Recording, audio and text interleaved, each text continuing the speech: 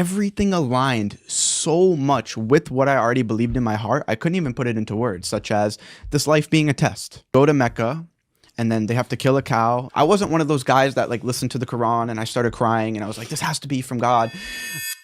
Sonny, how does a Italian kid from Boston, I mean, you already kind of alluded to it. You had some drinking in your family that you saw, but how does an Italian kid from Boston make the switch to Islam at what, age 20 or 21? 20. So it's been just about 2 years now. Yeah. What were all the things that brought that on? The biggest thing is something called my fitra. My fitra. This is the Arabic word for it. It means your innate disposition, your innate knowledge. So you acknowledge we have a creator, right?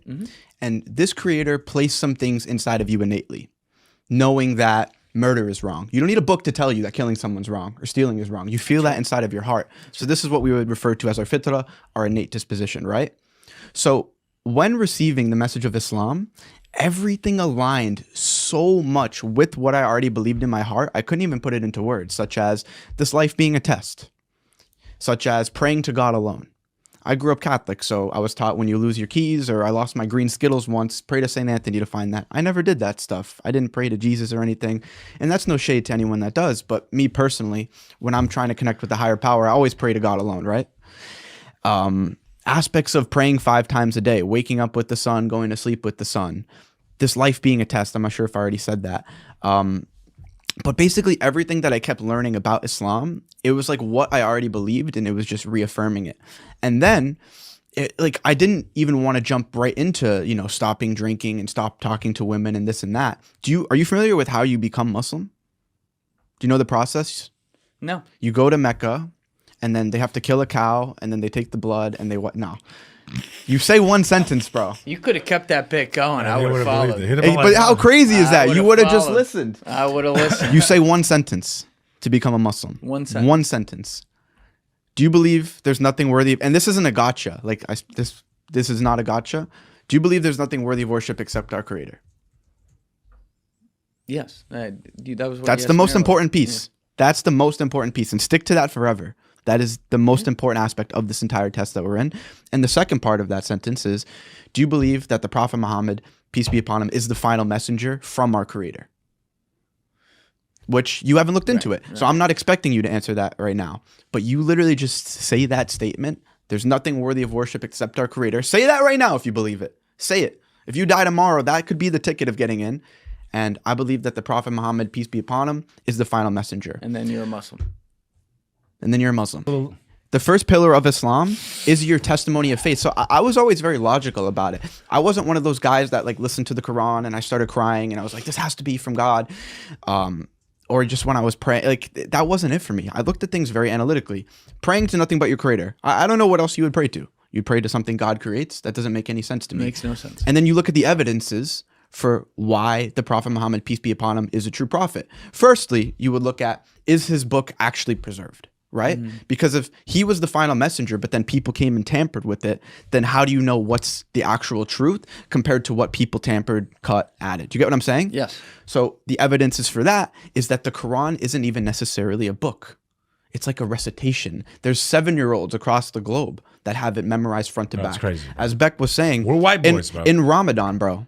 In Ramadan, from the first day to the last, if you Please go to, come witness it yourself. You should come one day if you're open to it. And we're not gonna convert you. We're not Jehovah's Witness. It's crazy, bro. Just come see it recited, bro. The guys, watch it. Bro, they won't even. They're not, bro. Every Ramadan they sing the whole book, literally the whole book, and you won't even see. Bro, if they make one syllable wrong, the whole crowd brother, you say it like this. No, they say subhanallah and then they correct them mid prayer, bro. Mid prayer. Okay, so it's just, bro. So there's that, right? Notice I cut down the books by 90% so there's since last episode. The two biggest pieces of evidence for the Quran being perfectly preserved is one, that it's not even a book. People have it memorized. So you could burn every single Quran and it would be back tomorrow. And secondly, we have carbon dated manuscripts back to the time of the Prophet. Yeah, they found some from the Crusades. You can look that up yourself. They found some from the Are you Crusades. familiar with how carbon dating works? Yeah, we've talked about it on the show. Yeah, exactly. So Dory, it's a very legitimate scientific process to prove when something came about. You could look up, I believe it's called the Birmingham manuscript. So you can pull that up. I don't know if you already did it. That was the one they found. Carbon-dated Quranic manuscripts, specifically from the 7th century, provide strong evidence for the early compilation of the text, often dating close to the lifetime of the Prophet Muhammad, peace be upon him. Bro. Okay, so preservation, and you can look into this more yourself. We're not telling you to believe us. Please don't believe us. We challenge look you into it yourself. to And look. if anything I'm saying you disagree with or it doesn't make sense, just look into it. That's all we're asking. But I do believe everything I'm saying, for the most part, would make sense with people. I believe that this is hitting your heart. Yeah. Like praying to God alone. Mad simple. Mad simple. Very Okay. simple. I'm sorry So- you guys had to pray to my fucking hanging sweatshirts earlier. No, it's all good, That bro. was not an ideal spot. No, No, we're it's just happy fine. we were able to pray, bro.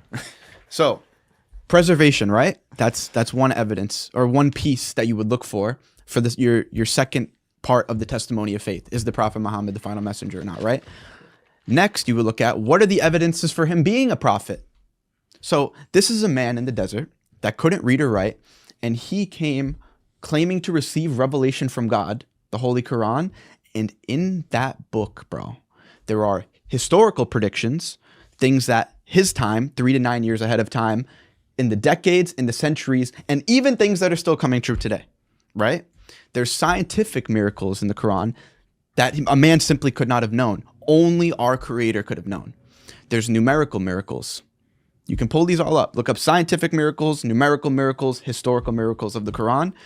And then what's the other main one? Historical, numerical, scientific. That's like the main three. And then there's also the emotional component of what it's calling you to do. What is this message calling you to do? Some people like to say Allah is Satan. The Quran's from Shaitan, from the devil. Quran says before you start every single prayer, you say, I seek refuge in God from the accursed Satan. Islam teaches you that the devil's your biggest enemy. Teaches you to believe in one God, pray to nothing but God. Believe in the messengers. Jesus, believe that Mother Mary was a virgin. Believe in past revelation. Believe in Judgment Day. Believe in God's divine decree. It only calls you to good. Well, to me, is that the fact that this kid's only been a Muslim for less than like a year and a half. It's amazing how much. And So his, then- bro, his passion, bro. I'm gonna be real. I've been Muslim a lot longer. He lifts my faith up. Like this kid, like to me, like as a Muslim, like someone that's been around for a while. This is the miracle to me that someone could read this book that wasn't rammed down his throat, and within a year and a half have this much passion and conviction, bro. Like to me, it's just insane. Like A little bit. Do you know much about the actual faith itself or anything? Assume I don't. Assume you don't. Do you know what the word Islam in itself means? Isn't it peace? No. No. it's one of the meanings. It is one of the meanings. Salama, he's correct. It's one of the meanings. But Good. the word exactly. Look up. Are you on Google right now? Look up submission to the will of God, translated to Arabic. Did you find it? Yeah. Islam. So if you were to directly translate in English, submission to the will of God, you would get the word Islam. That's the direct translation. The direct translation. Now, do you know what the word Muslim means? No. Look up one who submits their will to God, translated to Arabic. Muslim. So if you were to directly translate one who submits their will to God, you would have the word Muslim. We're not called Mohammedans for a reason. We don't believe that Islam started with the Prophet Muhammad. Did you know that? You don't? No. No. Where do you think it started? Adam. Adam. Even before Adam, actually.